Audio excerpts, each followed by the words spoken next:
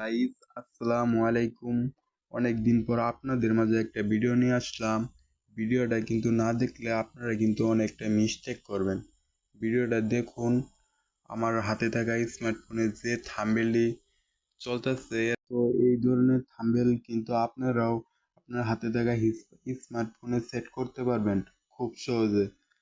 So guys, বেশি কথা না বলে ভিডিওটা স্টার্ট করি। সো গাইস, আপনাদের হাতে থাকা স্মার্টফোনে টিকটক অ্যাপসের উপর একটা ক্লিক করুন।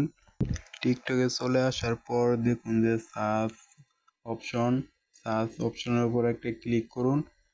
আপনারা লিখুন যে live wallpaper, LIVE wallpaper,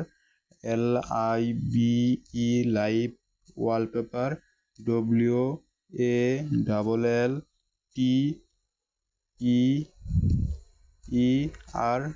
live wallpaper.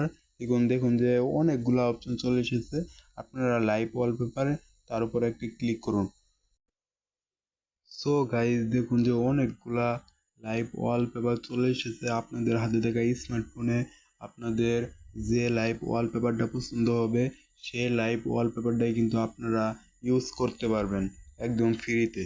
আপনারা লাইভ ওয়ালপেপার যেটা পছন্দ হবে সেটার উপর একটা ক্লিক করুন। আমার যেহেতু এই লাইভ ওয়ালপেপারটা পছন্দ হয়েছে, আমি এই লাইভ ওয়ালপেপারটা আমার হাতে থাকা স্মার্টফোনে সেট করব। সেট করতে হলে শেয়ার অপশনের উপরে একটা ক্লিক করুন আপনারা। তারপর দেখতে পারবেন যে অনেকগুলো অপশনের ভিতরে আপনারা খুঁজে বের করবেন স্ট্যাটাস নামে একটা অপশন, স্ট্যাটাস ওয়ালপেপার। তার উপর একটি ক্লিক করুন।